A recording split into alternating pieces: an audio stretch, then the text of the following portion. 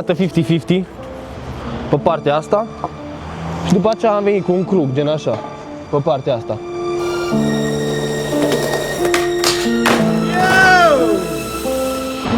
George Coșbuc. Dar după cum vezi, e într-o stare destul de deplorabilă într-o parte. Când zilele dejele mai mă și dau cu pumnul. Să-i dăm gen încet în partea aia la altă, la următorul spot, care e peste drum. Deci n-avem mult de mers.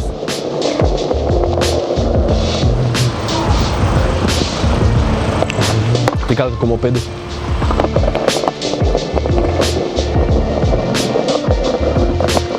E un spot bun, adică aici, dacă vrei să te dai mare, gen la scările astea.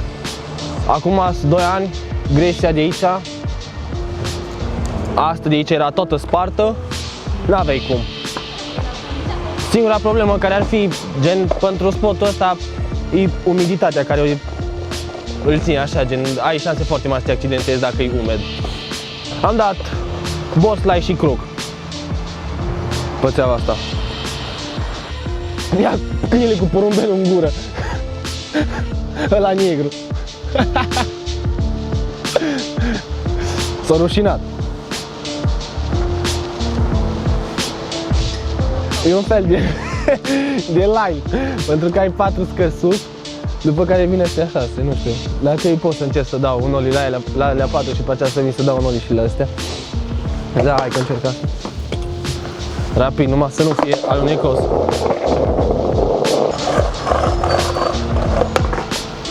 Fine.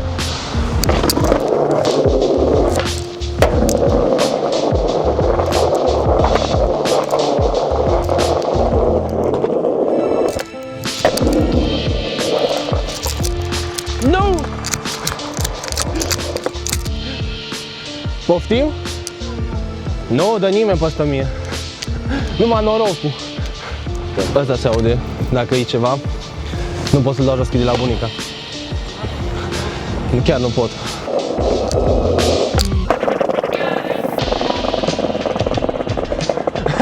Criminalul! Ui! Următorul spot ar fi skatepark-ul direct. Și după aceea o să mai mergem la alt spot street. Penitenciarul. Și avem un eveniment aproape în fiecare vară era făcut, evadare în parc. Cred că era cam ciudă la domnii. Da. Ăsta e parcul mare. Băncile iară un spot foarte bun, pentru că ca și cum ar fi o cantă, ca și cum ar fi un box. Sunt un pic înalte, dar alunecă perfect și nu trebuie să le pui ceară deloc pe ele. Și îți puse frumos în linie, poți să te dai pe oricare dintre ele. Stadionul mult iubit al orașului, unde domnii polițiști n-au vrut să mă lase să intru, să mă dau pe skate, că a spus că este meci cu Steaua, n-ai voie să intri. M-a băgat domn primar, îi mulțumesc frumos pe această cale, m-a lăsat să mă duc să mă dau în skatepark.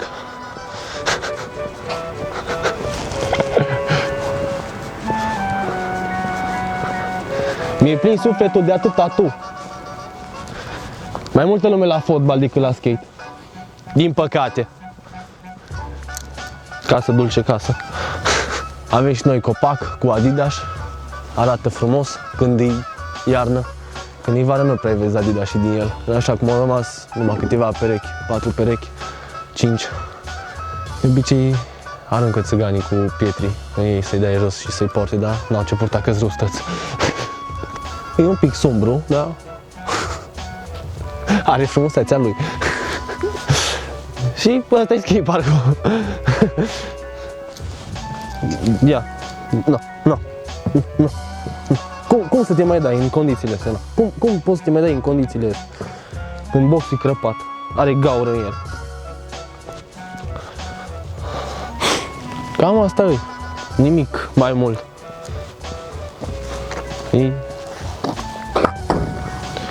E gata.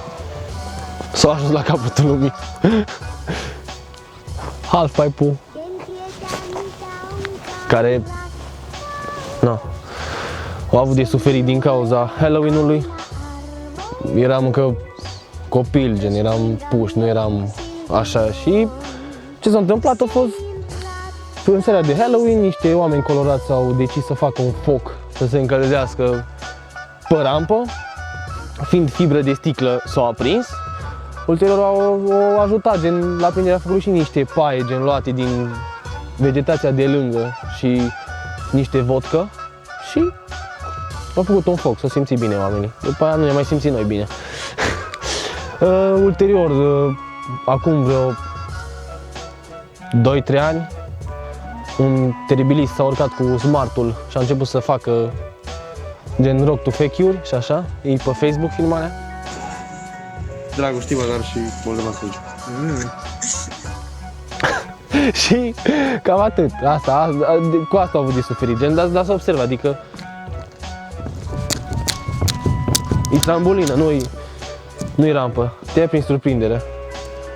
Da, s-a încercat, gen, chiar s-a încercat să fie reparat, adică aici s-a nituit, gen, s-a pus frumos, pentru că și partea asta stătea gen în sus, dar din nou.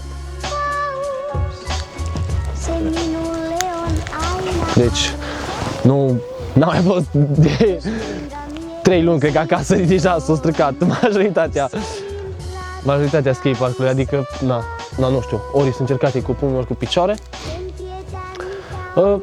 Piramida care, gen, e din Egipt. Da, e din Egipt. Da. E chiar din Egipt. Gunoaiele la locul lor, pentru că, cum am spus, suntem oameni civilizați.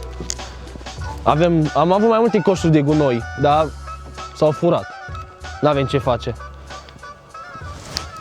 S-au furat și aia e.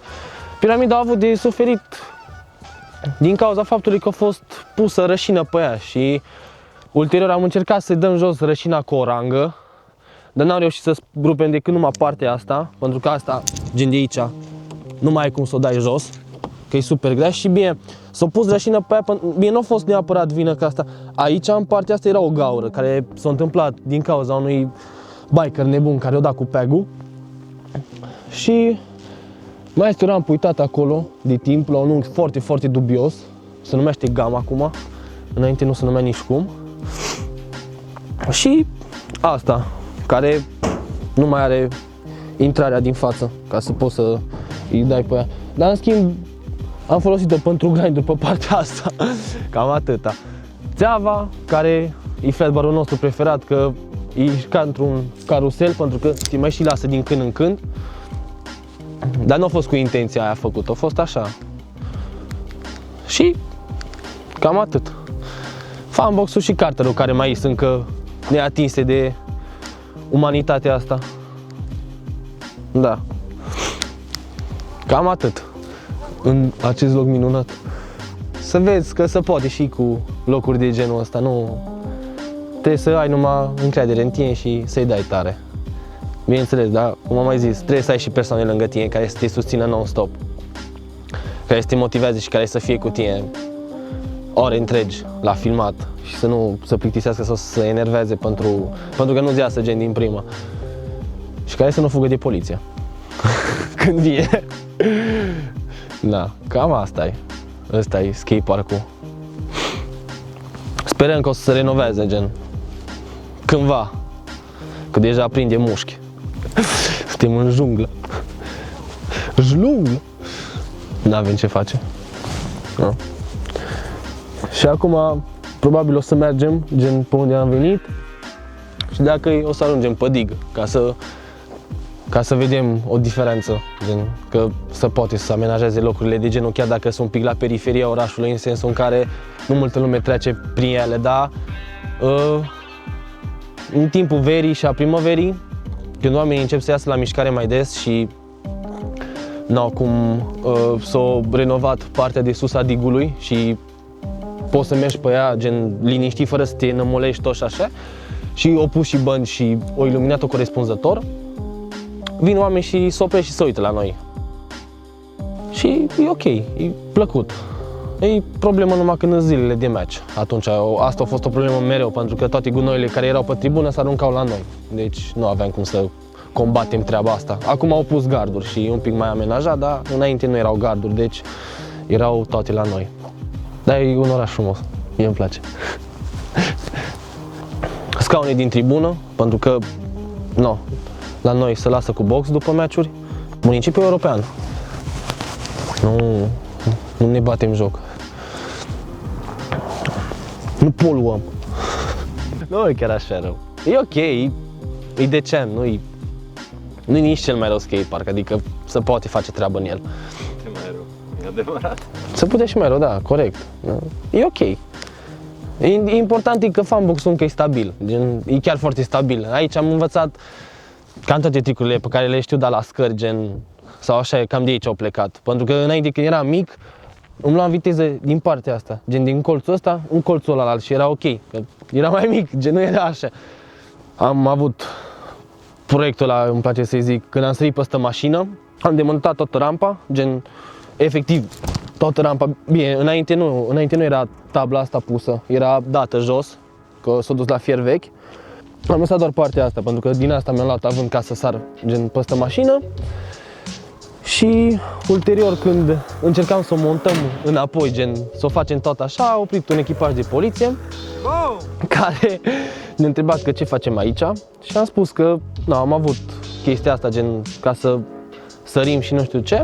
Și am zis că nu se poate face așa ceva și am spus că de ce nu se poate face așa ceva, pentru că proiectul skateparkului era făcut în așa fel încât noi să ne mutăm elementele în favoarea noastră ca să evoluăm. Mi-a spus că și unde e proiectul? Și am spus, păi, Ave Maria, nu e la tine, nu poți să faci așa ceva. Am zis ok, a doua zi eram eu cu Chiși, ne-au invitat pe noi și pe mamele noastre la secție.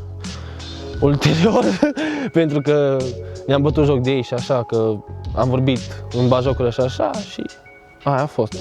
Nu s-a întâmplat mai nimic, atât numai că a fost o pierdere de timp pentru mamele noastre care lucrau, gen, și au trebuit să je liber sau să vină de la lucru. Aia a fost singura pierdere de timp. Da, s-o înțeles, nu a fost o problemă. Și mai vin echipaje de poliție care fac razii, să zic așa, pe aici, pentru că știu că locul ăsta nu e un loc atât de bun, gen, adică eu îl folosesc ca și cum ar folosi un fotbalist terenul de fotbal, ca și un basketbalist, gen terenul de basket și așa mai departe. Dar gen, lumea de aici, gen din oraș știe că locul ăsta e mai retras și gen are o reputație destul de proastă din cauza că multă lume vine aici ca să se drogheze și să facă prostii de genul ăsta și cumva ne trage și pe noi, gen cei care vrem să evoluăm în treaba asta în rândul oamenilor care fac lucrurile astea și chestia asta nu-mi place absolut deloc, pentru că de multe ori lumea consideră că noi suntem genul ăla de persoane și sunt șalamarnic, pentru că ei n-ajung să ne cunoască cu adevărat sau să stea la o cafea cu noi sau să vadă că suntem oameni care chiar își văd de treaba lor și încearcă să se realizeze cum pot.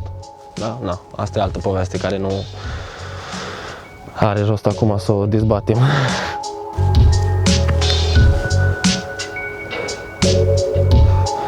Ăsta a fost Deju, în mare parte, spoturile și lumea de aici, din câte s-a văzut. Aș vrea să mulțumesc unor persoane speciale pentru mine, care m-au susținut și au fost mereu alături de mine în circunstanțe mai dificile. În primul rând aș vrea să-i mulțumesc mamele mele, care m-au susținut mereu de când eram mic cu skateboard-ul și cu tot ce consta despre treaba asta. În al doilea rând vreau să-i mulțumesc foarte mult iubitei mele, Ofelia, care m-a susținut și a fost cu mine vara asta la toate concursurile posibile. Și aș mai vrea să-i mulțumesc lui Chiși și lui Berlocea, care m-au ajutat să-mi găsesc motivația și m-au filmat în multe momente dificile. Și nu în ultimul rând vreau să-i mulțumesc Rotary Grevistei pentru că a făcut posibilă această întâlnire și să vă arăt orașul meu. Și nu uitați de like, share și subscribe, like, share, așa. Și nu uitați să cumpărați și revista, fizic, neapărat, merită. Și în final, fuck the police.